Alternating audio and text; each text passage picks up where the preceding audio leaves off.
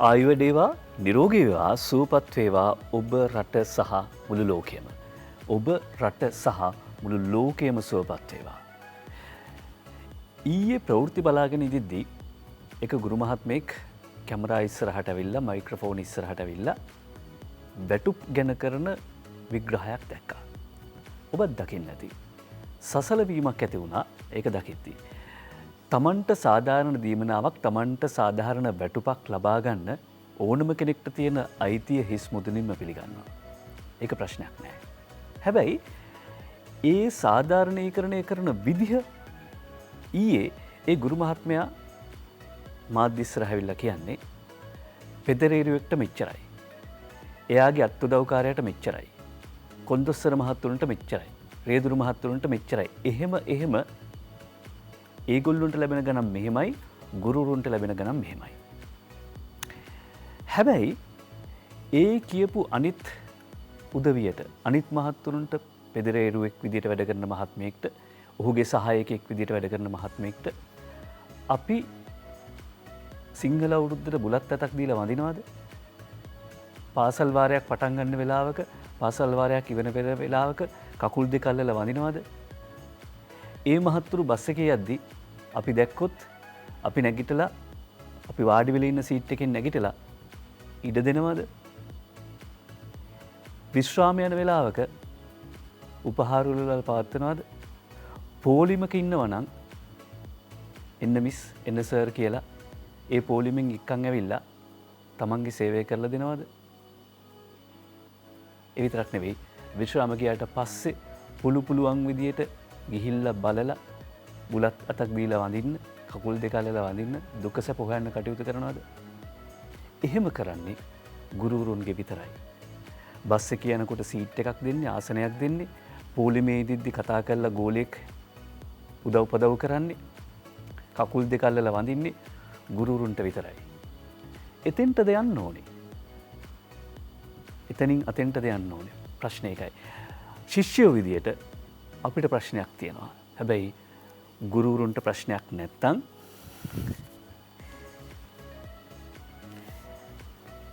සමාජය කොතනද තියෙන්නේ? සමාජය ලෙඩ වෙලා සමහරට කොරෝනා සුව කරගන්න පුළුවන් වෙයි, කොරෝනා තුරන් කරන්න පුළුවන් වෙයි, සමාජය සුව කරන්න පුළුවන්ද?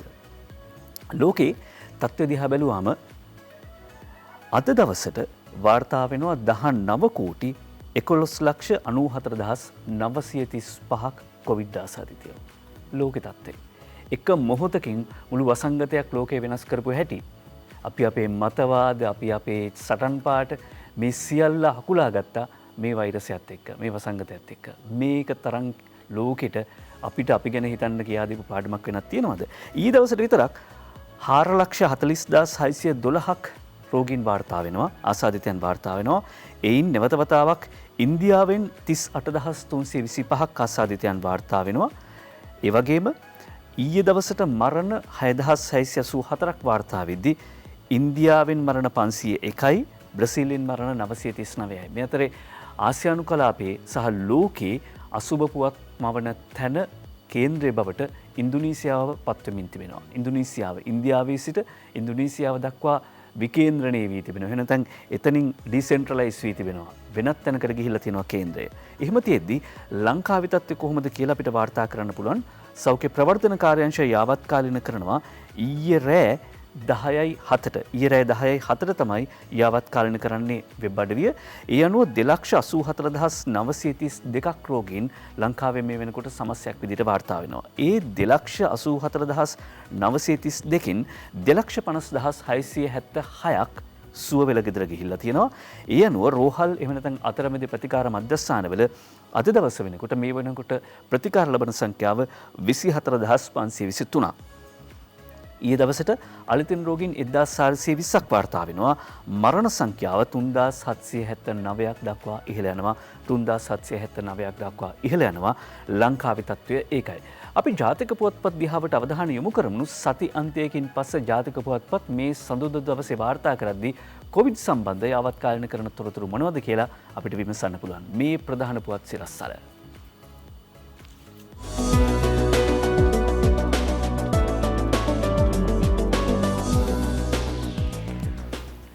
ඩෙල්ටා ප්‍රභේදය 225ක ශීඝ්‍රතාවෙන් පැතිර යාමන අවදානමක් තියෙනවා කියලා වොෂින්ටන් විශ්වවිද්‍යාලයේ පරීක්ෂකයන් පිරිසක් හොයාගෙන තිනවා. ඩෙල්ටා ප්‍රභේදය ඒ අනුව ලෝකයටම තර්ජනයක් විය හැකි වෙනවා. ඒකට අනාවැකි මේ වෙන විට පළ වී තිබෙනවා. අනාවැකි කියලා කියන්නේ පේන බලලා කියන ඒවා නෙවෙයි. විද්‍යාඥයෝ පරීක්ෂණ වලින් තහවුරු කරලා තියෙනවා ඊළඟ ලෝක තර්ජනය බවට පත් වෙන්නේ මේ ඩෙල්ටා ප්‍රභේදය. ලෝපුරා ප්‍රමුඛ ප්‍රභේදයක් වී ඇති ඩෙල්ටා වෛරසය රට පුරා පැතිර යාමේ අවදානමක් පවතින බව ජේ.ටී. ද සිල්වා මව්බිම් පුවත්පතේ ප්‍රධාන සිරස්තලයේ හැටියට මේ වාර්තා කරන්නේ රාජ්‍ය මාත්‍ය මහාචාර්ය චන්න ජයසුමන මහත්මයාගේ ප්‍රකාශයක්. අද ලෝකේ පුරා ප්‍රමුඛ ප්‍රභේදයක් බවට පත්වමින් ශීඝ්‍රයෙන් පැතිර යමින් පවතින ඩෙල්ටා වෛරසයෙන් ශ්‍රී ලංකාවට පමණක් ගැලවීමට ඉඩක් නැහැ. ඒ නිසා පවතින තත්ත්වය යටතේ ඉදිරියේදී ශ්‍රී ලංකාව පුරා ඩෙල්ටා ප්‍රභේදය පැතිර යාමේ අවදානමක් පවතින බව අපි තේරුම් ගන්න ඕනේ. හැබැයි මේ අවදානමෙන් මිදීම සඳහා මේ අවදානමෙන් බේරීම සඳහා අවශ්‍ය පියවර අරගෙන තිබෙනවා. මොකද දැනට ලංකාවේ පාවිච්චි වන ඇස්ට්‍රාසෙනිකා එන්නත, ස්පුට්නික්, ඒ වගේම ෆයිසර් සහ සයිනෝෆාර්ම් මේ කියන සියලුම එන්නත්, ඒ වගේම මොඩර්නා එන්නත මේ සියලුම එන්නත් වලින් ඩෙල්ටා ප්‍රභේදයට ආවරණයක් ලැබෙන බව රාජ්‍ය මාත්‍ය මහාචාර්ය චන්න ජයසුමන මහත්මයා සඳහන් කරනවා. ඒ අනුව ඩෙල්ටා වෛරසය රට පුරා පැතිර යාමේ අවදානමක් තියෙනවා. එනිසායි වැදගත් වෙන්නේ සෞඛ්‍ය නීති රීති ඒ ආකාරයෙන් පිළිපදින එක. ප්‍රභේදය කුමක්වත් වෛරසයක ස්වභාවය තමයි ප්‍රභේදය විටින් විට වෙනස් කරගන්න එක. ඒ ප්‍රභේදය කුමක්වත් කොරෝනා වෛරසයෙන්, කොවිඩ් වෛරසයෙන් බේරීමට තියෙන්නේ මුහුණු ආවරණ පැළඳීම, දුරස්වභාවය තබා ගැනීම, නිතරම දෑත් විස බීජ හරණය කරලා තබා ගැනීම මේ ආදී දේවල් සහ ප්‍රතිශක්තිය වර්ධනය කර ගැනීම. නිවැරදි මානසික තත්ත්වය හිත හොඳින් තියාගන්න එකත් වැදගත්. ඒ අතරේ 12ට වැඩි දරුවන්ටත් එන්නත ලබා දීම පිළිබඳව අවධානයට ලක් කර ඇති බව ඖෂධ නියාමන, ඖෂධ නිෂ්පාදන, සැපයුම් සහ රාජ්‍ය මාත්‍ය මහාචාර්ය චන්න ජයසුමන මහත්මයා සඳහන් කරන බව නිදර්ශනී වික්‍රමසිංහ වාර්තා කරනවා අද පුවත්පතේ ප්‍රධාන සිරස්තලයේ හැටියට. 12ට වැඩි දරුවන්ටත් කොවිඩ් එන්නත ප්‍රශ්නාර්ථයක් එක වාර්තා කරන්නේ ඩෙල්ටා ඉදිරියේදී රටේ සුලභ වශයෙන් පැතිර යාමේ අවදානමක් තියෙනවා. ඒ නිසා මුලින්ම අවුරුදු 30ට වඩා වැඩි සියලු දෙනාට එන්නත ලබා දෙනවා. මීට කලින් තිබුණේ අවුරුදු 60ට වඩා වැඩි සියලු දෙනාට එන්නත ලබා දෙන්න. ඊට පස්සේ ඒක තවත් පහළට ගෙනාවා 30ට වඩා වැඩි සියලුම දෙනාට. ඒ ඉලක්කය සාර්ථක කරගත්තයින් පස්සේ අවුරුදු 18ට වැඩි සියලුම දෙනාට, ඒ වගේම ඊට පස්සේ පාසල් සිසුන්ට, ඒ කියන්නේ අවුරුදු 12ට වඩා වැඩි සියලුම දෙනාට එන්නත ලබා දීම සඳහා කටයුතු කරන බව විද්‍යාත්මක ක්‍රමවේදයක් අනුව කටයුතු කරන බව මහාචාර්ය චන්න ජයසුමන මහත්මයා සඳහන් කරනවා. ඒ නැතුව අර පහුගිය දවසක රනිල් වික්‍රමසිංහ පාර්ලිමේන්තු මන්ත්‍රීතුමා කිව්වා වගේ සල්ලි නැති නිසා, එහෙම නැත්නම් සල්ලි නිසා ගත්ත තීරණයක් නෙවෙයි, ක්‍රමානුකූලව වඩා අවදානම් සහගත වයස් කණ්ඩායම් වලට තමයි එන්නත ලබා දෙන්නේ. ඒක විද්‍යාත්මක ක්‍රමවේදයක්. පාතාලයේ පින්තු මැරුම්කයි කියලා වාර්තා කරනවා අද දිවයින පුවත්පතේ ප්‍රධාන සිරස්තලයේ හේමන්ත රන්දුණු, කටුනායක ආනන්ද නිශ්ශංක, මීගමුවේ විමල් කීර්ති, මිනුවන්ගොඩ ටෝනි කරුණානායකයි වාර්තා කර සිටින්නේ. මිනීමැරුම්, කොල්ලකෑම් ආදී අපරාධ ගණනාවකට සම්බන්ධ ලලිත් පින්තු නැමැති මේ පාතාල ප්‍රබලයා තමන්ගේ කල්ලි සමාජිකයන් පිරිසක් එක්ක නවීන පන්නේ රථයක ගමන් කරමින් සිටියේදී ඔවුන් ලුහුබැඳ ගිය විශේෂකාර බලකාය නිලධාරීන් සිදුව ප්‍රදේශයේදී එල්ල කළ ප්‍රහාරයකින් මොහු මිය ගියා. මේ පාතාල නායකයා සමග වෙසල් රථයේ ගමන්ගත් පාතාල සමාජිකයෝ දෙදෙනෙකු මයික්‍රෝ වර්ගයේ පිස්තෝලයක්ද විශේෂකාර බලකාය නිලධාරීන් විසින් අත්අඩංගුවටගෙන තිබෙනවා කියලා වාර්තා කරනවා. සීදුව කටුනායක අඩියම්බලම ප්‍රදේශ කේන්ද්‍ර කරගෙන බිහි වූ පාතාල කල්ලියට නායකත්වය දුන් මේ පාතාල නායකයා සිදු කර ඇතේ මිනිස් ඝාතන සංඛ්‍යාව 6ක්ලු. ලලිත් පින්තු සහෝගේ පාතාල කල්ලි සමාජිකයන් සිදු කර ඇති මහා පරිමාණ කොල්ලකෑම් සංඛ්‍යාව අති විශාලයිලු. මේ වන විට පොලිසියට වාර්තා වී ඇති ප්‍රමාණය කොල්ලකෑම් ප්‍රමාණය 20ක් විතර කියලා වාර්තා කරනවා. ඒ වගේම මාකඳුරේ මඳුෂ්ගේ කිට්ටුවන්තයෙක් කියලත් අද දිවයින පුවත්පත මේ පුවත මගින් අනාවරණ කරනවා. ඊට පස්සේ පින්තුගේ කතාවෙන් පස්සේ දුමින්ද නිවාස අධිකාරියේ සභාපති කියලා ලංකාදීප පුවත්පත අද ප්‍රධාන සිරස්තලයේ වාර්තා කරනවා.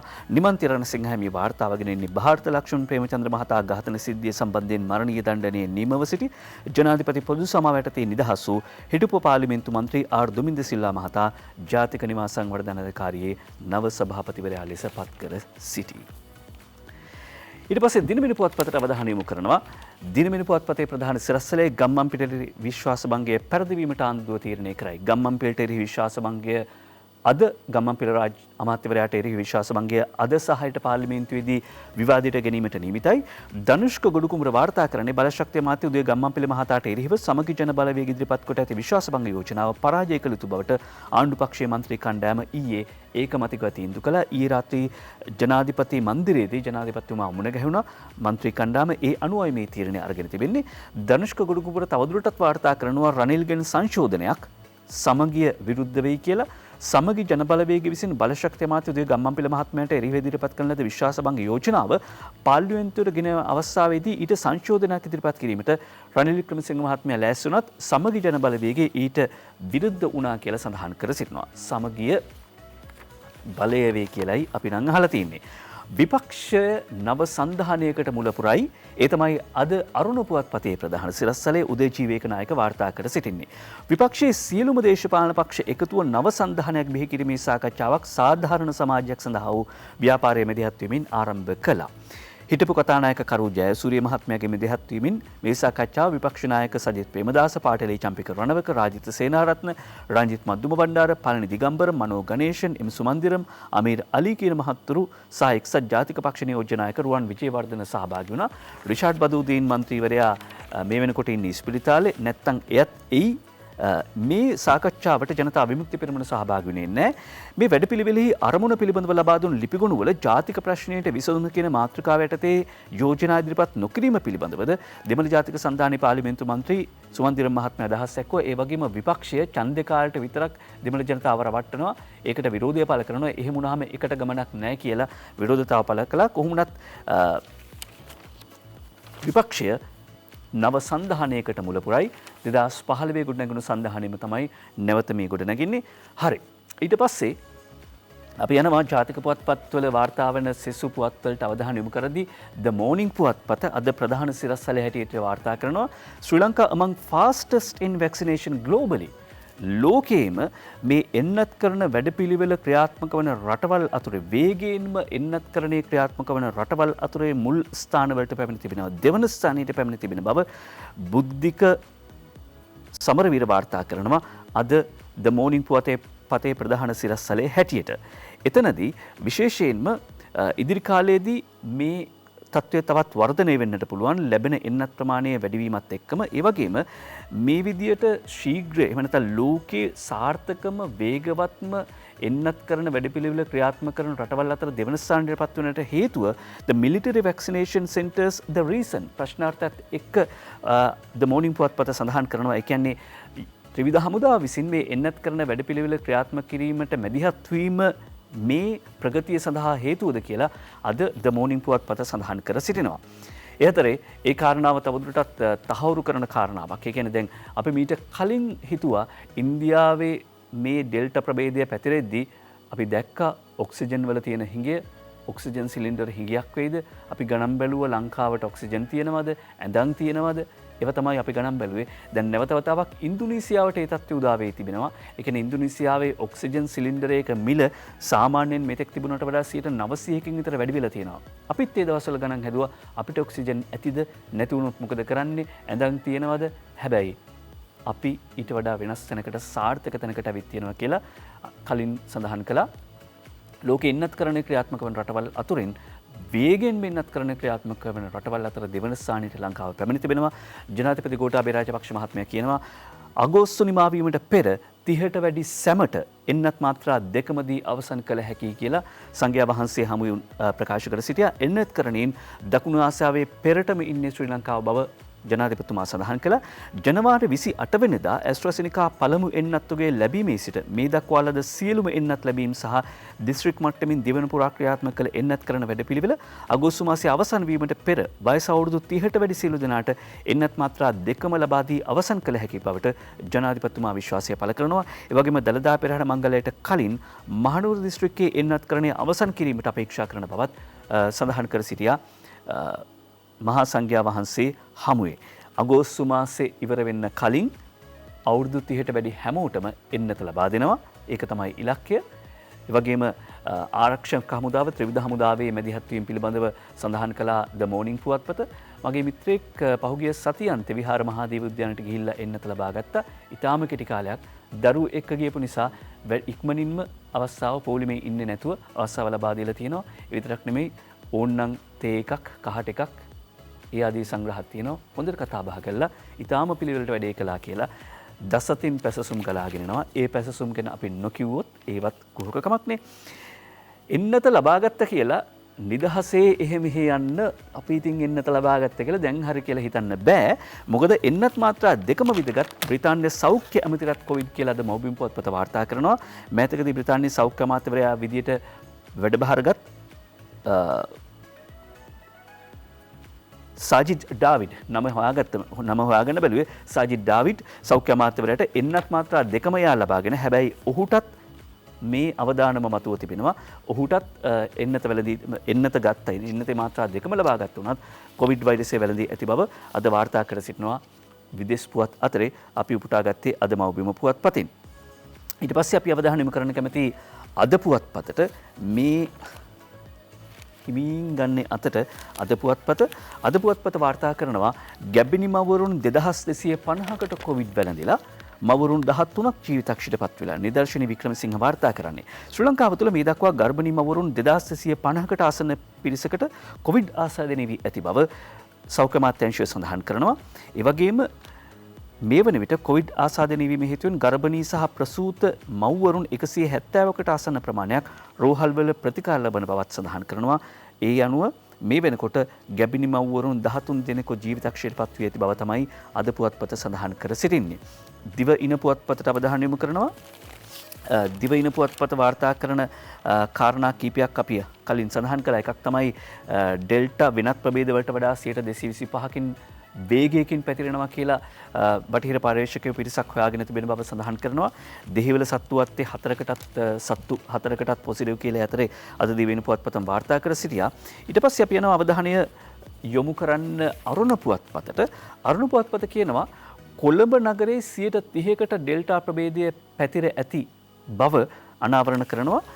ඒ අනුව කවුද මේ අනාවරණ කරන්නේ? වරුණ පෙරමුණ සඳහන් කරන විදිහට කොළඹ නගරයේ සහ ඒ අවට ප්‍රදේශවල ජනතාවගෙන් 20%ක 30%කට ඩෙල්ටා ප්‍රභේදය ආසාදනය වී ඇතැයි සැක කළ හැකි බව සෞඛ්‍ය අමාත්‍යාංශයේ මාධ්‍ය ප්‍රකාශක විශේෂඥ වෛද්‍ය හේමන්ත හේරත් මහත්මයා අරුණ පුවත්පතට කියනවා.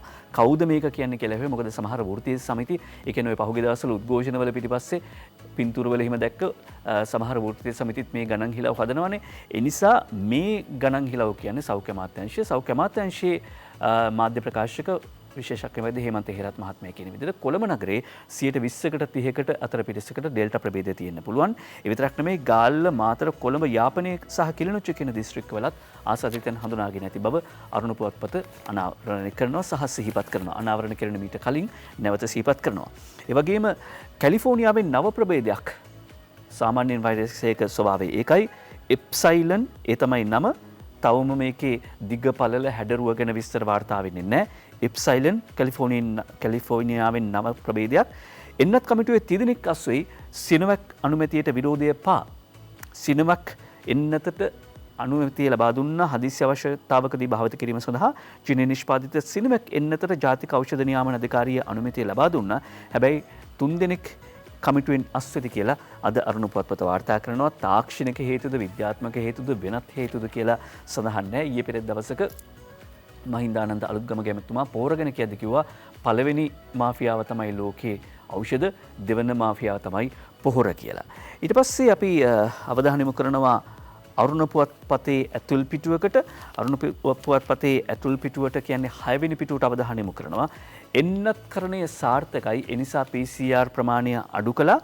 රාජ්‍ය අමාත්‍ය විශේෂඥ වෛද්‍ය සුදාශ්‍රණී ප්‍රනාන්දුපුල්ලේ මහත්මිය කියන්නේ වරුණි පෙරමුණ වාර්තා කරන කොවිඩ් ආසාදිතයන් සොයා කරන ලබන PCR පරීක්ෂණ අඩු කර ඇති බව කොවිඩ් පාලන කටයුතු රාජ්‍ය අමාත්‍ය සුදාශ්‍රණී ප්‍රනාන්දුපුල්ලේ මහත්මිය සඳහන් කරනවා. ඒකට හේතුව තමයි එන්නත් කරන වැඩපිළිවෙල සාර්ථකව ක්‍රියාත්මක කරනවා. ඒ අනුව එන්නත් කරන්නේ සාර්ථක බැවින් PCR ප්‍රමාණය අඩු කළා. හැබැයි මේකෙන් රෝගීන් හඳුනා ගැනීම සඳහා කරන ක්‍රමවේදයට කිසියම් හානියක් සිදු වෙන්නේ නැහැ. අහඹු පරීක්ෂණ ඒ වගේම ආශ්‍රිතයන් හඳුනා ගැනීම මේක විද්‍යාත්මක විදියට තවදුරටත් ක්‍රියාත්මකයි. ඒ අතරේ ගෙදරටම ගිහින් එන්නත් විදීමේ වැඩපිළිවෙලත් ආරම්භ වී තිබෙනවා. අද ලංකාදීප පුවත්පත ඡායාරූප සහිතව වාර්තා කරනවා. රංජන් කස්තුරිගේ වාර්තාව මේ වයෝවෘද්ධ පුද්ගලයන්ට සහ විවිධ අපහසුතාවලට පෙළෙන පුද්ගලයන්ගේ නිවෙස් වලටම ගොස් කොවිඩ් මර්ධන එන්නත් ලබා දීමේ ජංගම වැඩසටහනක් රට පුරා ආරම්භ වුණා. ඔය අතරේ දැන් මේ කොවිඩ් කොරෝනා අස්සේ සමහර උදවිය ඒක ලොකු chance එකක් කරගෙන. ඔය නඩත්තු ගෙවන්න නියමිත අය ඉන්නවනේ. ඒගොල්ලෝ මොකද දන්නවද කරන්නේ? ඒගොල්ලෝ මේ දවස්වල අපිට පොඩි විරාමයක් දෙන්නකෝ. අපිට පොඩි විරාමයක් දෙන්නකෝ. නඩත්තු ගෙවන්න ඉන්න අය මේ දවස්වල මොකද කරන්න කියලා විරාමයෙන් පස්සේ හොයමු.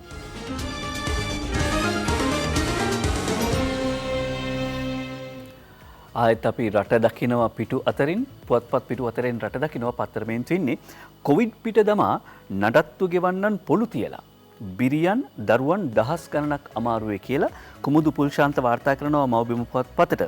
නීති ආධාර කොමිෂමේ නියෝජිතවරයෙක් එමෙතන ප්‍රකාශකයෙක්ගේ ප්‍රකාශයක් තමයි උපුටා ගන්න මේ පුවතට 99% විතර නඩත්තු ගෙවන්නන් මේ කාලේ මේ කොවිඩ් කියලා තමන්ගේ වගකීම පැහැර හැරලා තිනවා. සංචලන සීමා පැනවීම හා ආදායම් අඩුවීම වගේ කරුණු කාරණා නිසා 35% පමණ පිරිසකට ඇත්තටම නඩත්තු මුදල් ගෙවීමට තත්ත්වයක් නැති වාතාවරණයක් ගොඩනැගිලා තියෙනවා. ඒ ඇත්තම ගැටලු තියෙන්නේ හැබැයි පිරිස 35%යි. හැබැයි 75%ක් විතර කොවිඩ් වසංගත තත්ත්වයන්ට මුවා වෙලා හිතාමතාම එම ගෙවීම් පැහැර හැර තිබව වාර්තා වෙනවා. මේක හාස්‍යයට කාරණයක් නෙවෙයි ඇත්තටම මේක බරපතල සමාජ ගැටලුවක්. දැන් මේ නඩත්තු ගෙවන්න ඕනේ විශේෂයෙන්ම කාන්තාවන්ට එහෙම නැත්නම් බිරින්දෑවරුන්ට සහ දරුවන්ට. එතකොට මේ කාලේ දරුවන්ට කන්න බොන්න දෙන්නේ කොහොමද? ඊට පස්සේ ඩේටා ඔන්ලයින් පන්ති යන්න ඕනේ. ඩේටා ගන්න සල්ලි ඕනේ. ඒ නිසා දරුවන් සහ බිරින්දෑවරුන්ට මේ විදිහට මේ නඩත්තු ලබන බිරින්දෑවරුන් සහ දරුවන්ට වියදම් ඕනෙම කාලයක්, වියදම් අධික කාලයක්, මුදල් ඕනෙම කාලයක් මෙහෙම පොළු තියන්න දෙන එක සුදුසු නැහැ. කවුද මේ ගැන වගකිව යුතු ආයතනය කියලා අපි විමසලා බලන්න වෙනවා. ඒ අතරේ විපක්ෂයේ පචකත්තාවලට රැවටෙන්න එපා. දින 27කට සෑහෙන තෙල් තියෙනවා කියලා අමාත්‍ය ගම්මන්පිල මහත්මයා සඳහන් කරනවා. තෙල් නැවක් ආපසු ගියාලු ආණ්ඩුවට තෙල් ගන්න සල්ලි නැතුළු මේවා පච. කලින් කියලා තිබුණා තෙල් නැවක් එනවා.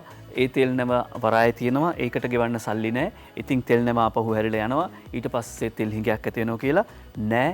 ඒ තෙල් නැව ආපහු හැරලා ගියෙත් නැහැ. තෙල් අඩු වුණෙත් නැහැ. දවස් 27කට ප්‍රමාණවත් පෙට්‍රල්ද දවස් 24කට ප්‍රමාණවත් ඩීසල්ද භාවිත කරමින් සංචිත තමන් සතුව තියෙනවා. දවස් 27කට ප්‍රමාණවත් පෙට්‍රල් දවස් 24කට ප්‍රමාණවත් ඩීසල් සංචිත. ඒ සාමාන්‍යයෙන් පවත්වන සංචිත ප්‍රමාණය තියෙනවා කියලා උදේ ගම්මන්පිල අමාත්‍යවරයා සඳහන් කරනවා. අද තෙල් වලට සිංහල භාෂාවේ තියෙන වචනයක් තමයි ස්නේහය කියන එක. එතකොට අර නඩත්තු ගෙවන්නේ නැත්තෙත් ස්නේහය නැති අය. ස්නේහය සහ මේ තෙල් කතන්දර දෙකක්, ස්වභාවයන් දෙකක්. හැබැයි තෙල් නැවේ කතාව වෙන එකක්. මේ අපි කිව්වේ තෙල් නැවක් ආපසු ගියාලු ආණ්ඩුවට තෙල් ගන්න සල්ලි නැතුළු විපක්ෂයේ පච කතාවලට රැවටෙන්න එපා කියලා අමාත්‍ය ගම්මන්පිල මහත්මයා කියනවා. ඒ අතරේ අගෝස්තු 1 වෙනිදා සිට සංචාරක කර්මාන්තය සඳහා රට විවෘත වෙන බව සංචාරක අමාත්‍ය ප්‍රසන්න රණතුංග මහත්මයා කියනවා. නවෝද්‍යා පවනි වාර්තාකරණයේ අද පුවත්පතට අගෝස්තු 1 වෙනිදා සිට සංචාරකයන් ගෙවීම ආරම්භනවා.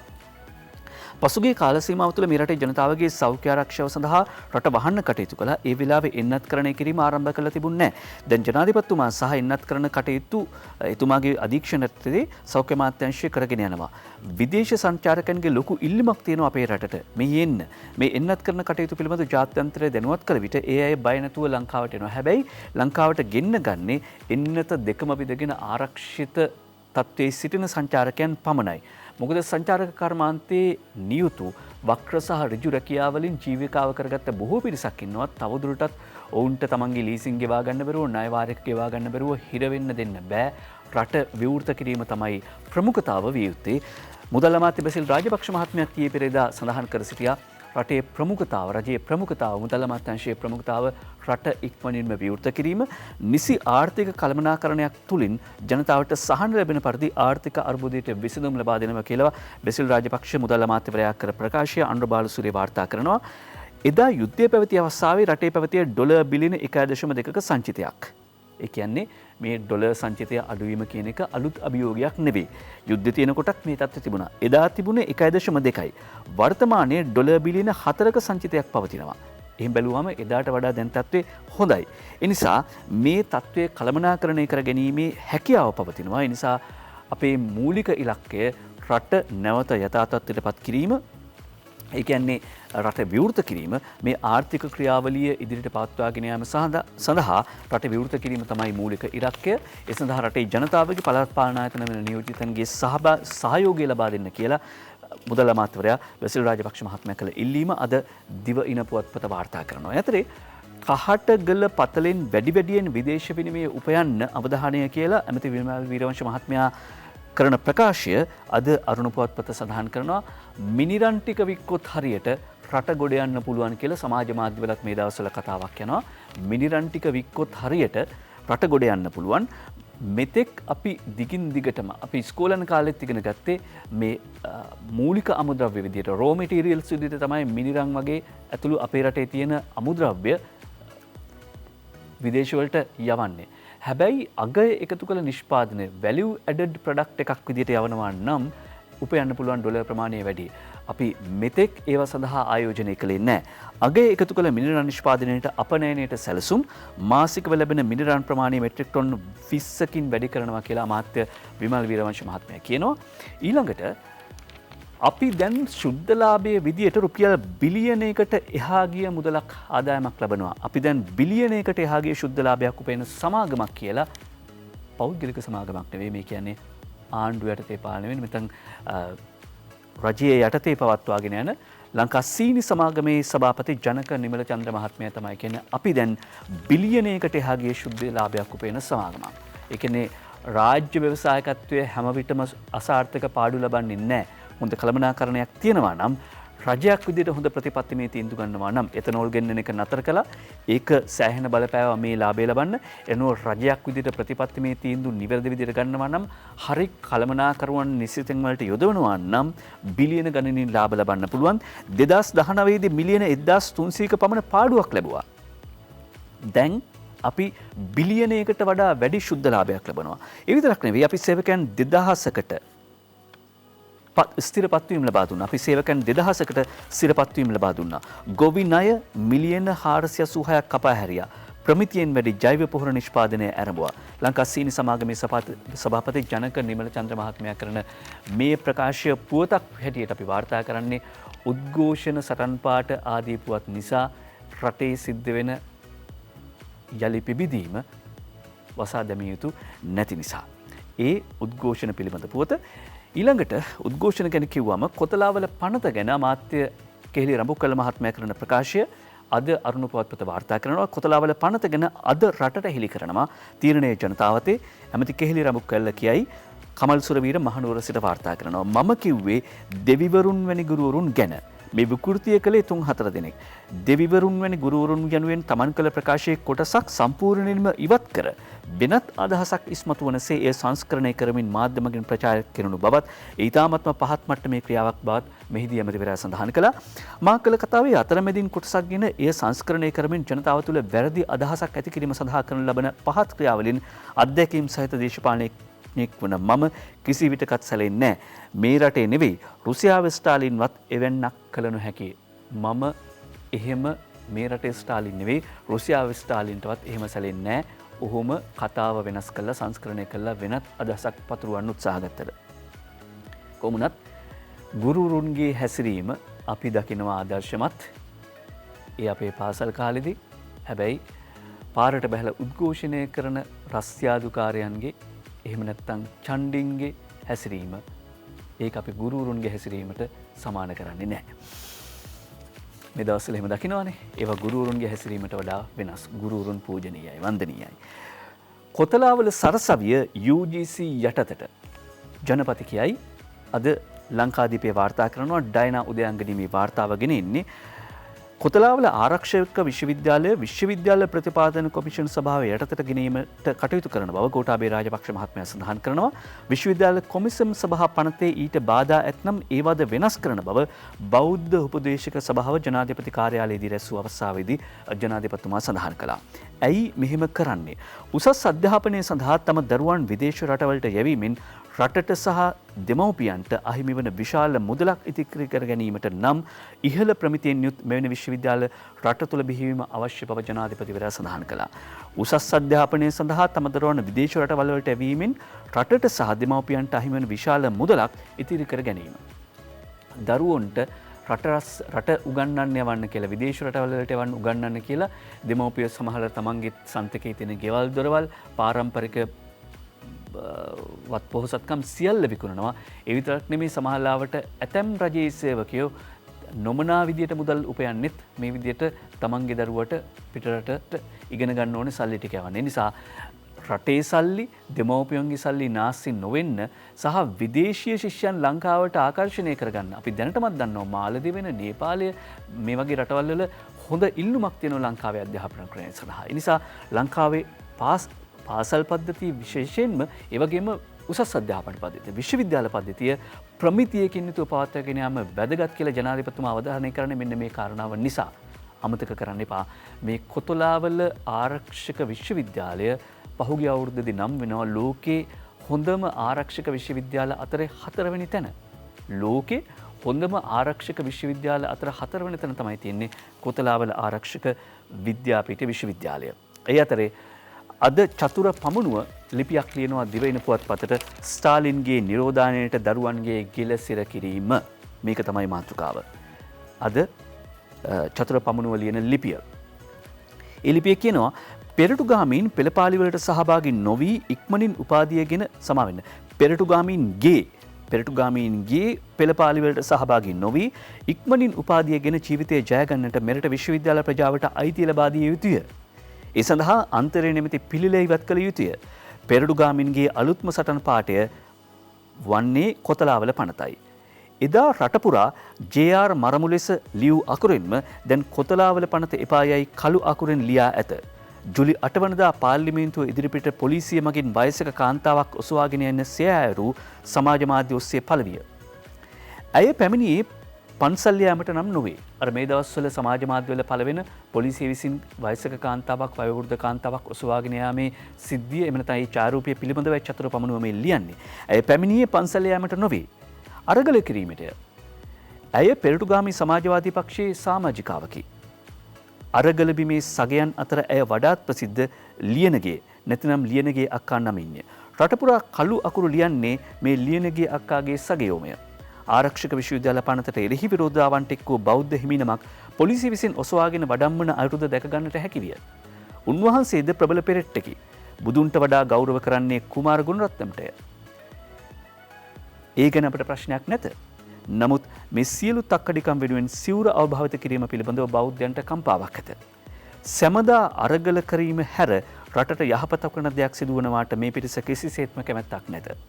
මොවුන්ගේ මතය ජයගන්නට කිසිවිටක ඉඩදිය යුතු නැත.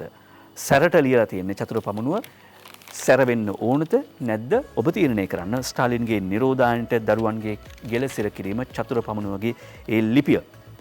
ඔබට අගත්තේ අද දිව ඉන පුවත්පතින් චතුර පමුණුවගේ ඒ ලිපියෙන් පස්සේ අපි අවධානය යොමු කරනවා අද පුවත්පතට.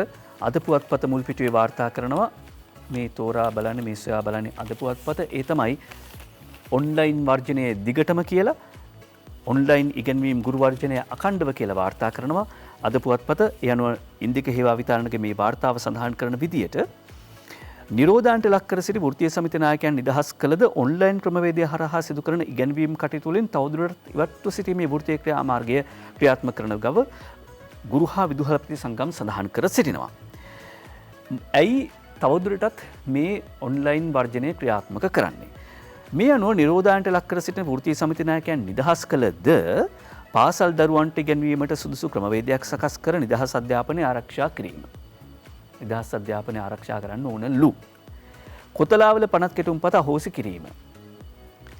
දැන් ජනාධිපතිතුමා කියන විශ්වවිද්‍යාල ප්‍රතිපාදන කොමිෂන් සභාවට යටතට මේ විශ්වවිද්‍යාලය පවරා ගැනීමට කටයුතු කරනවා. ඊළඟට ගුරු විදුහල්පතිවරුන්ට පවතින වැටුප් විෂමතා ඉවත් කිරීම. ඒ කියන්නේ ගුරුවරුන්ගේ විදුහල්පතිවරුන්ගේ වැටුප් වැඩි කිරීම කියන මේ ඉල්ලීම් ටික මත දිගටම අඛණ්ඩව ඔන්ලයින් ඉගෙනවීමේ ගුරු වර්ජනය ක්‍රියාත්මක කරන බව සඳහන් කරනවා. කෙසේ වෙතත් 20 වෙනිදා ඒ කියන්නේ හෙට අධ්‍යාපන අමාත්‍යවරයා සමග සාකච්ඡාවක් කිරීමට අවස්ථාවක් ලබා දී තිබෙන බවත් එයට සහභාගී වෙන බවත් ඔහු සඳහන් කරනවා. එහෙත් ගැටලු විසඳන ලෙස ඉල්ලා ගුරු විදුහල්පතිවරුන් ඒකාබද්ධ වී 22 වෙනිදා කොළඹදී දැවැන්ත උද්ඝෝෂණයක් පවත්වන බවත් හෙතෙම සඳහන් කරනවා. හෙතෙම කියලා සඳහන් කරන්නේ මේ ගුරු විදුහල්පති සංගම් නියෝජනය කරමින් සඳහන් කරන ජෝස්ටප් ස්ටාලින් මහත්මයා තමයි මෙහෙම කියන්නේ. ඒ කියන්නේ සාමාන්‍යයෙන් නම් වර්ජන කරන්නේ ඉල්ලීම් ඉල්ලලා ඉල්ලීම් ලැබෙන්නේ නැත්නම් ඊට පස්සේ තමයි වර්ජන කරන්නේ. දැන් ඉල්ලීම් ඉල්ලන සාකච්ඡාව තියෙන 20 වෙනිදා පහුගිය දවස් මගේ මතක විදිහට ගත්තොත් 5යි 6යි 7යි මේ 8වෙනි දවස 8වෙනි දවස ඔන්ලයින් වර්ජනය කරපු. ඒ අනුව ඔන්ලයින් වර්ජනයේ දිගටම කියලා හැබැයි අධ්‍යාපන අමාත්‍යාංශ ශීලේකම් මහාචාර්ය කපිල පෙරේරා මහත්මයා දිවෙන පුවත්පතට කියා තිබෙනවා පාසල් ලබන මාසේ විවෘත කිරීමට කටයුතු කරන බව. දිවෙන පුවත්පතේ ප්‍රධාන සිරස්තල අතරේ වාර්තා කරනවා. ඒ වාර්තාව උපුටා දක්වන්න කැමති අධ්‍යාපන අමාත්‍යාංශ ලේකම්වරයා කරන ප්‍රකාශය වාර්තා කරන ප්‍රදීප් ප්‍රසන්න සමරකෝන් සහ චමින්ද සිල්වා ලබන මාසේ පාසල් අරිනවා. ගුරුවරුන්ට ලබා දෙන එන්නත්කරණය සාර්ථකයි. මේ වර්ජන කළා වුණාට සීල සත්‍යෝ නිදික්වෙත්වා එන්නත ලබා දෙනවා ගුරුවරුන්ට. ඒ අනුව ලබන අගෝස්තු මාසයේ පාසල් විවෘත කරන්න පුළුවන්. දැනටමත් කොළඹ දිස්ත්‍රික්කයේ ගුරුවරුන් 99%කට කළුතර දිස්ත්‍රික්කයේ ගුරුවරුන් 99%කට කොවිඩ් එන්නත ලබා දීලා තියෙනවා කියලා මහාචාර්ය කපිල පෙරේරා මහත්මයා කියනවා. ඒ අනුව ගුරුවරුන් එන්නත්කරණය සාර්ථකව සිදු කරගෙන යනවා. මේ මාසේ 22 වෙනිදා වෙනකොට රටේම ගුරුවරුන්ට කොවිඩ් එන්නත ලබා දීලා අවසන් කරනවා කියලායි සඳහන් කර සිටින්නේ. මේක නිවැරදි වෙන්න ඕනේ. අද දිවෙන පුවත්පතේ වාර්තා කරන්නේ මේ මාසේ 22 වෙනිදා වෙනකොට රටේම ගුරුවරුන්ට කොවිඩ් එන්නත ලබා දෙනවා කියලා. ඒ අනුව අධ්‍යාපන අමාත්‍යවරයා ඉදිරියේදී ප්‍රකාශ කිරීමට නියමිත බව තමයි මහාචාර්ය කපිල පෙරේරා මහත්මයා සඳහන් කරන්නේ. කුමනත් සැලසුම ලබන මාසේ පාසල් අරින්න. ලබන මාසේ පාසල් අරිනවා කියලා සඳහන් කරදී පාසල් ඇරියට තියෙන අවදානම එක පැත්තකින් ගුරු විදුහල්පතිවරු කියනවා පාසල් ඇරියත් අපි එන්නේ නැහැ ඉස්කෝලවලට කියලා. අනික් පැත්තෙන් අභියෝග කොතනද තියෙන්නේ ෆැන්ටා කියා ළමයින් දෙන්නෙකුට අරකු පෙවූ අයෙක් රිමාන්ඩ්. සැකකරු දරුවන් 9 දෙනෙකුගේ පියෙක්. දරුවෝ මේ විදිහට වැඩි කාලයක් ගෙදර ඉන්න පටන් ගත්තයින් පස්සේ දරුවන් අපයෝජනයට ලක්වීම වැඩි වෙලා තියෙනවා. මේකත් අපයෝජනයක් ළමයි. ගිරාඳුරු කෝට්ටේ පොලිසිය පැවසූ පරිදි රත්කින්ද මහවැලි ගම්මානයේ පදිංචි සැකකරු දරුවන් 9 දෙනෙකුගේ පියෙක්. පෞද්ගලික ගොවිපලක රැකියාවක් කරන 58 හැවිරිදියේ පුද්ගලයෙක් කියලාත් සඳහන් කරනවා. අවුරුදු 58යි දරුවන් 9 දෙනෙකුගේ තාත්තා කෙනෙක් පැණිබීමක් කියලා දරුවන්ට මත්පැන් දීලා. ඒ විතරක් නෙවෙයි අවුරුදු 9ක අක්කා මල්ලිට බැඳපු ඔන්චිල්ලාවේ පැටලිලා ගෙලසිරවිලා මිය ගිය පුවතකුත් වාර්තා වෙනවා. දරුවෝ වැඩිපුර ගෙදර කාලය ගත කරද්දී සිදුවන අනුතුරු ප්‍රමාණය වැඩි. මොකද අම්මා තාත්තට වැඩට යන්න ඕනේ. අම්මා තාත්තට ගෙදර ඉන්න බෑ. එහෙම නැත්නම් බඩගින්න ඉන්න වෙනවනේ දරුවෝ. මේ ගැටලු ඔක්කොම එක තමයි බොරදියේ මේ මාළු බාන්නේ. ඊට පස්සේ අපි අවධානය යොමු කරනවා මව්බිම් පුවත්පතම තවදුරටත් වාර්තා කරන සිරස්වල වලට. මව්බිම් පුවත්පතේ ප්‍රධාන සිරස්වල අතර තියෙනවා කඩුගන්නාවේ සභාපති පාස්පෝර්ට් අරන් තියෙන කූට ලේඛනයකින් පරීක්ෂණ වලින් තහවුරු වෙයි. මහනුවර කේල් සුරවීරයි වාර්තා කර සිටියේ අර පහුගිය දවසක අපි මේ පුවත ප්‍රධාන සිරස්වලයක් හැටියට මව්බිම් පුවත්පතෙන්ම උපුටාගෙන වාර්තා කළා. ඒ තමයි මේ සභාපතිවරයා කොටි ත්‍රස්තවාදීන්ගෙන් බිරින්දෑවරුන් පිටරට යවලා තියෙනවා. Tamanගේ VIP පාස්පෝර්ට් එකක් ව්‍යාජ විදියට හදාගෙන අද මව්බිම් පුවත්පත තවදුරටත් වාර්තා කරනවා. මේ පුද්ගලයා මේ ව්‍යාජ විදියට හදපු බව තහවුරු වී තිබෙනවා. ඒ අනුව කඩුගන්නාවේ සභාපති පාස්පෝර්ට් අරගෙන තියෙන්නේ කූට ලේඛනයකින් කියන එක තහවුරු වෙලා. නොවුත් නීතා පත්මකුමාරි වාර්තා කරනවා මව්බිම් පුවත්පත තවත් පුවතක්. ඒ තමයි ප්‍රභාකරන් අලලා හැදූ චිත්‍රපටය අලෙවිකල 2ක් අත්අඩංගුවට. මොකද්ද මේ කතාව? LTT සංවිධානයේ හිටපු නායක වේලුපිලිය ප්‍රභාකරන්ගේ ජීවන චරිතය අලලා නිපදවන ලද ඉන්දිය දෙමළ චිත්‍රපටයක් අන්තර්ජාලයෙන් බාගත කර අලෙවිකල බව කියන සිද්ධියක් සම්බන්ධයෙන් පුද්ගලයන් දෙදෙනෙකු නුවරඑළිය කොට්ටාස බුද්ධ්‍යංශ නිලධාරීන් විසින් පෙරේදා සැකපිට අත්අඩංගුවට ගෙන තිබෙනවා. නුවරඑළිය බස් නැවතුම් පොලේ තමයි මේවා අල කරමින් සිට තිබෙන්නේ. ඊට පස්සේ අපි යනවා දිවයින පුවත්පතේ මුල් පිටුවට. දිවයින පුවත්පතේ මුල් පිටුව වාර්තා කරනවා ජාතික පුවත්පත් බොහෝමයක වාර්තා කළ පුවතක්. මෙහෙකාරදරිය අතවරට පත්වීමේ සිද්ධිය සම්බන්ධයෙන් රිෂාඩ් ගීන් හා පවුලේ අයගෙන් ප්‍රශ්න කරයි හේමන්ත රන්දුන වාර්තා කර සිටින්නේ. රිෂාඩ් බදූදීන් හිටපු අමාත්‍යවරයාගේ නිවසේ මෙහෙකාර සේවයේ යෙදී සිටි යදී සිරුරට ගිනි තබාගෙනද එහෙම නැත්නම් ගිනි ඇවිල්ලාද තව මේක අභිරහසක් මියගිය බාලවයස්කාර දැරිය සම්බන්ධයෙන් මේ දැරිය ලිංගික අතවරයකට පත්ව තිබෙන බව වාර්තා වීමත් එක්කම රිෂාඩ් බදූදීන් පාර්ලිමේන්තු මන්ත්‍රීවරයාගේ සහ සමගි ජනබලවේගය නියෝජනය කරන රිෂාඩ් බදූදීන් පාර්ලිමේන්තු මන්ත්‍රීවරයාගේ සහ ඔහුගේ පවුලයාගෙන් ප්‍රශ්න කිරීමට තීරණය කර ඇති බව සඳහන් කර සිටිනවා. ඒ වගේම හදිස්සියේ ලෙඩ වෙලා රිචාඩ් රෝහලේ කියලා චමින්ද සිල්වා දිවෙන පුවත්පතට වාර්තා කරනවා. හදිස්සියේ ලෙඩ වෙලා රිෂාඩ් බදූදීන් හිටපු අමාත්‍යවරයා පාර්ලිමේන්තු මන්ත්‍රීවරයා රෝහල්ගත කර තිබෙනවා. කොළඹ ජාතික රෝහලේ හදිස්සි ප්‍රතිකාර ඒකකයට ඇතුළත් කර තිබෙන බව සහ ආරක්ෂාවත් තර කර තිබෙන බව සඳහන් කර සිටින්නේ අද දිවයින පුවත්පත. ඒ වගේම ජාතික පුවත්පත් බොහොමයක මේ පුවත වාර්තා කර තිබුණා. දැන් උදාහරණයක් හැටියට අද අරුණ පුවත්පත මේ පිළිබඳව සඳහන් කරලා තිබුණේ නම් අරුණ පුවත්පත වාර්තා කර තිබිච්ච ආකාරයට දැරිය මියගේ සිරුරට ගිනි තියාගෙන කියලා අරුණ පුවත්පත වාර්තා කර තිබුණා. හැබැයි කොහොමද පරීක්ෂණ තවම ක්‍රියාත්මක වන බව තමයි සඳහන් කර සිටින්නේ. මේත් දරුවෝ අවුරුදු 15 වෙනි තමයි රස්සාවට ගෙනල්ලා තියෙන්නේ. ඊ උද්ඝෝෂණයකත් පැවතුණා. හැබැයි රිසානා කෙනෙක් නේද මේ තව කෝ මේක ගැන සමාජ ක්‍රියාකාරීන් කතා කරනවා. කාන්තා අයිතිවාසිකම් දරුවන්ගේ අයිතිවාසිකම් වෙනුවෙන් පෙනී සිටින ඇතැම් NGO තවම මේ ගැන කතා නොකරන්නේ මේ රිෂාඩ් බදූදීන් මන්ත්‍රීවරයාගේ ගෙදර සිද්ධ වෙච්ච නිසාද මේ සිද්ධිය. ඊට පස්සේ අපි අවධානය යොමු කරනවා මව්බිම් පුවත්පතේ ඇතුළු පිටුවලට. මව්බිම් පුවත්පතේ ඇතුළු පිටුවට අවධානය යොමු කරද්දී සමගි ජන බලවේගයේ නායක විපක්ෂ නායක සජිත් ප්‍රේමදාස මහත්මයා කරන ප්‍රකාශය ආණ්ඩුව මේ සැරසෙන්නේ පොලිස් රාජ්‍යයක් නිර්මාණය කිරීමට චෝදනාවක් කරනවා. අසාර්ථක පවුල් පාලනය වෙනුවට ජන ගැටලු විසඳන පාලනයක් අවශ්‍යයි. මේ රට ලෝක බලවතුන්ගේ සීතල යුද්ධය ක්‍රියාත්මක කරන බිමක් බවට පත් කරන්න එපා කියලා විපක්ෂ නායක සජිත් ප්‍රේමදාස මහත්මයා කරන ඉල්ලීම නිර්මාණී ගුණරත්න වාර්තා කරනවා අද මව්බිම පුවත්පතට. ඔව් අපි ඒ අතරේ දින මින පුවත්පතට අවධානය යොමු කරනවා. දින මින පුවත්පත සඳහන් කරනවා වසරකට නව ව්‍යවසායකයන් 50000ක් බිහි කරන ජාතික වැඩසටහන ආරම්භ වෙයි. රස්සාවල් හොයාගෙන රස්සාවල් ඉල්ලන සමාජයක් නෙවෙයි, රස්සාවල් නිර්මාණය කරන සමාජයක්. රස්සාවල් ඉල්ලන සමාජයක් නෙවෙයි, රස්සාවල් දෙන සමාජයක් තමයි අපිට උවමනා. ඒ අනුව වසරකට නව ව්‍යවසායකයන් 50000ක් බිහි කරන ජාතික වැඩසටහන ආරම්භ කරන බව තරුණ කටයුතු අමාත්‍ය නමල් රාජපක්ෂ මහත්මයා කරන ප්‍රකාශය අද දිනමින පුවත්පත වාර්තා කරනවා. ඊළඟට දිනමින පුවත්පත සඳහන් කරන තවත් කාරණාවකට අවධානය යොමු කරද්දී පොලාගේ ලියවිල්ල අද ලියවෙන්නේ ගුරුවරු දෙවිවරු කියන තේමාව යටතේ අනුරුද්ධ පොල්කොටුව ඉන්දික පොල්කොටුව මේ ලිපිය ලියන්නේ මේ වෙනකොට සමාජයේ වෙන කතිකාවත සම්බන්ධයෙන්. අද සමාජ මාධ්‍ය ඔස්සේ මේ පිළිබඳව දිගින් දිගටම කතා වෙනවා. මාස ගණනක් එක දිගට දරුවන් ගෙවල් වල හිර වෙලා මේක දරුවන්ගේ අධ්‍යාපනයක සෙල්ලම් කරන වෙලාවක් නෙවෙයි. මේ වෙලාවේ කොහොම හරි පුළුවන් විදිහට දරුවන්ගේ ඇස්පාදන එක තමයි වගකීමට එහා ගිය යුතුයකම් බවට පත් වෙන්නේ. ගොඩක් ගුරු දෙවිවරු ඒක කරනවා. එහෙම කරන අය සැබවින්ම දෙවිවරු. දෙවිවරු මිනිසුන්ට වඩා උසස්. එහෙත් මිනිසුන් අනුමෝදන් කරන පිනෙන් දෙවිවරු වැජබෙන්නේ. 43 ලක්ෂයක දූදරු මව්පියන්ගේ නොමද ආශිර්වාදය සදාකල්හිම මේ දෙවිවරු වගේ ගුරුවරුන්ට හිමි වෙනවා කියලා ඉන්දික පොල්කොටුව පොලාගේ ලියවිල්ලේ සටහන් තබනවා. අද දිනමින පුවත්පතේ සඳහන් කර සිටියේ. එහෙම පොලාගේ ලියවිල්ලේ ගුරු දෙවිවරුන් පිළිබඳව සඳහන් කරද්දී අපිට පුළුවන් අවධානය යොමු කරන්න පිරිසිදු සිහිල් ජලය පිරි පොකුණක් බඳු මහාචාර්ය විමල්ජී බලගල්ලේ පිළිබඳව මහදුරාණන් පිළිබඳව අද අනුමෝදනා ලිපිලිය වෙනවා. ජාතික පුවත්පත් බොහොමයකම වගේ දැයින් සමුගත් මහාචාර්ය විමල්ජී බලගල්ලේ සූරීන්ට උපහාරයක් වේවා කියලා මහේෂ් ක්‍රිෂාන්ත මව්බිම පුවත්පත ලිපියක් ලියනවා. විශ්වවිද්‍යාල මහාචාර්යවරයෙකු එම දුරේ රැඳී සිටියදීම ඒ විශ්වවිද්‍යාලය මගින් සම්මාන ආචාර්ය උපාධියක් පිරිනැමීම ඉතාම සුදුර්ලභ සිද්ධියකි. එබැවින් 1984 දී පැවති ශ්‍රී ජයවර්ධනපුර විශ්වවිද්‍යාලයේ රජත ජයන්ති උපාධි ප්‍රදානෝත්සවයේදී බලගල්ලේ මහතා ආරම්භයේ සිටම විශ්වවිද්‍යාලයට කළ සේවය අගයමින් ඩිලිට් සාහිත්‍ය චක්‍රවර්ති සම්මාන උපාධිය හිමි කරගත්තා. විශේෂයෙන්ම ලංකාවේ වාග් විද්‍යා විෂය සම්බන්ධයෙන් සිංහල භාෂාවේ උත්පත්තිය කොතනද?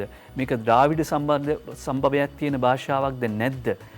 මේකේ සිංහල භාෂාවේ පිරිසිදු උල්පත ආපු ගමන් මඟ පිළිබඳව කරපු හෙළිදරව් කිරීම සහ ලංකාවේ වාග් විද්‍යා විෂය පිළිබඳව මේ නිෂ්පාදනය කරපු ප්‍රාමාණික දැනුම පිළිබඳව මහාචාර්ය විමල්ජී බලගල්ලයන්ට අනාගත පරපුරට කෘතවේදීත්වය හිමි වෙනවා. එතුමන් වාග් විද්‍යා චේකෙක්.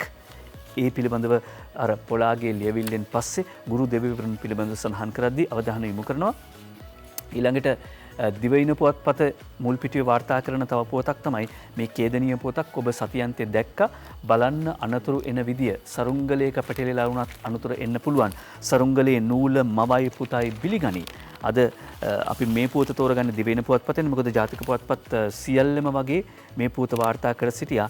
ඒ අනුව සරුංගලයේ නූල මවයි පුතයි බිලිගනි. රණවිරුවෙකුගේ බිරිඳක් සහ සිංගිති පුතා මේ විදිහට පාර හරහා පැටලෙලා තිබිච්ච සරුංගල් නූලක මරණය පිළිබඳ පුවත ගැටකැසී තිබුණු බව මරණය පිළිබඳ පුවත සටහන්ව තිබූ බව ඔවුන් නොහිතන්නට ඇති. අද ඊළඟට අපි තවත් කෘතවේදී ලියවිල්ලකට ඉඩක් වෙන් කරනවා. ඒ තමයි පත්තර ලෝකයේ පරිසරවේදියා නොඑන්නම යයි. ප්‍රවීණ පුවත්පත් කලාවේදික හා ග්‍රන්ථ කර්තෘවරයෙකු ක්‍රිෂ්ණා විජේබණ්ඩාර මහතා 17 වෙනිදා අභාව ප්‍රාප්ත විය. ඒ නිමිත්තෙන් තිබූ මතකාවර්ජනයක් ධර්මශ්‍රී තිලකවර්ධන අද අරුණ පුවත්පත වාර්තා කරනවා සටහන් කරනවා. පුවත්පත් කලාවේ තවත් සද්දන්තයෙකු නික්ම ගොසිනි. දැනුමෙන් මෙන්ම පෙනුමෙන්ද ඔහු සද්දන්තයෙකි. විටක ඔහු පරිසරවේදියෙකි. තවත් විටක පුරාවිද්‍යාඥයෙකි. මේ සියල්ලටම වඩා ඔහු සියලු දෙනාගේම ගෞරවයට ආදරයට පාත්‍ර වූ අහිංසක මිනිසෙකි. ඔහු ක්‍රිෂ්ණා විජේබණ්ඩාර යන්නේ. අප සියල්ලෝම ඔහු හැඳින්වුවේ ක්‍රිෂ්ණා යා නමිනි. ගෝලයන්ට ඔහු ක්‍රිෂ්ණා මහත්තයා විය. ඔහු දැන සිටියේ පත්තරකාරයන් පමණක් නොවේ. ඈත රජරට ගොවියෝ පවා ඔහු ගැන හොඳින් දැනගෙන සිටියෝය. රජරට ගොවියෝ පමණක් නොවේ. ඔහු මෑත කාලෙදී පුවත්පතකට ලිව්වා බස්වල රස කතා, බස් පිළිබඳව කතා, ගවේෂණාත්මක පුවත්පත් කලාව පිළිබඳව, පාරිසරික පුවත්පත් කලාව පිළිබඳව මහරු අත්දැකීම් සම්භාරයක් ක්‍රිෂ්ණා විජේබණ්ඩාර මහත්මයා සතුව තිබුණා. ගාල්ලේ බද්දිගම ඉඳලා බස් එකේ කොළඹට එන කෝච්චියේ කොළඹට ඇවිල්ලා පත්තරවල ලියන සද්දන්තයා දැවැන්තයා සමුගෙන ගිහින් පත්තර ලෝකයේ පරිසරවේදියා නොඑන්නම ගිහින් වග අද කදුලින් යුතුව ජාතික පුවත්පත් බොහොමයක් වාර්තා කර සිටිනවා. ඒ වගේම අද සූදානම් ඊට පස්සේ අපි අවධානය යොමු කරන්න අද පුවත්පතේ මුල් පිටුවට මෙරට වායු දූෂණයට 60% පමණ දායකත්වය දක්වන්නේ රථවාහන. මේ රටේ වායු දූෂණයට 60% පමණ දායකත්වය දක්වන්නේ රථවාහන. නිදර්ශනීය වික්‍රමසිංහ වාර්තා කර සිටින්නේ. ඒ අනුව මෙරට වායු දූෂණයට 60% පමණ දායකත්වයක් රථවාහනවලින් සිදු කරන බව මොරටු විශ්වවිද්‍යාලයේ සහ තවත් ආයතන කිහිපයක් එකතු වෙලා කරපු පරීක්ෂණයක් මගින් අනාවරණ කරනවා. ඒ වගේම අවුරුදු 10ට වඩා පැරණි වාහන මනාව නඩත්තු නොකිරීම වායු විමෝචනයට වැඩි වශයෙන් හේතු කාරණා වී ඇති බව සඳහන් කරනවා. මෝටර් රථ ප්‍රවාහන දෙපාර්තමේන්තුවේ දත් අනුව 2020 අවුරුද්ද අවසාන වන විට මෙරට ලියාපදිංචි රථවාහන සංඛ්‍යාව මිලියන 8ක් ලක්ෂ 80ක් වාහන තියෙනවා මේ රටේ ලියාපදිංචි කරපු වාහන. ඉන් වැඩි ප්‍රමාණයක් අවුරුදු 10ට වඩා පරණ ඒවා. මේ අවුරුදු 10ට වඩා පරණ වාහන නඩත්තු කිරීමේදී තියෙන ගැටලු නිසා තමයි. අපි දන්නවා වායු විමෝචනය සඳහා කාබන් එමිෂන් ටෙස්ට් එකක් කරනවා. හැබැයි ඒකත් නිකන් වෙන විදි වලින් ක්‍රම සහ විදි වලින් පාස් කරගන්නවා ඇති කියලා නිකන් හිතෙන්නේ දුම් දාගෙන පාර යන වාහන දැක්කයින් පස්සේ.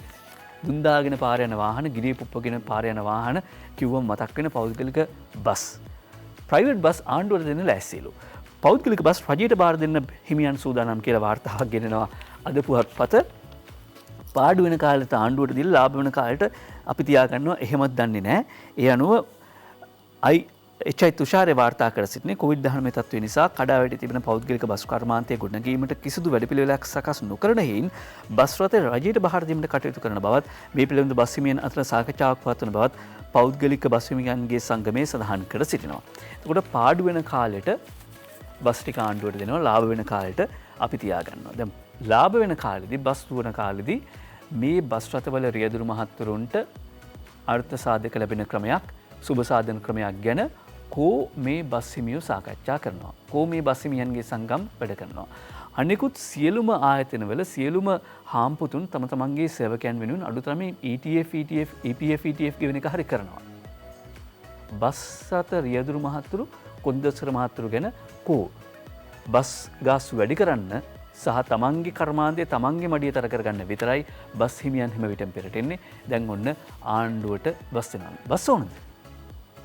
බසින් බස් බොහෝ වේ, කසින් කස් බොහෝ වේ. අපි බස් නවත්තලා කාටුන් බලමු. විරාමයකට ඉඩ දෙන්න.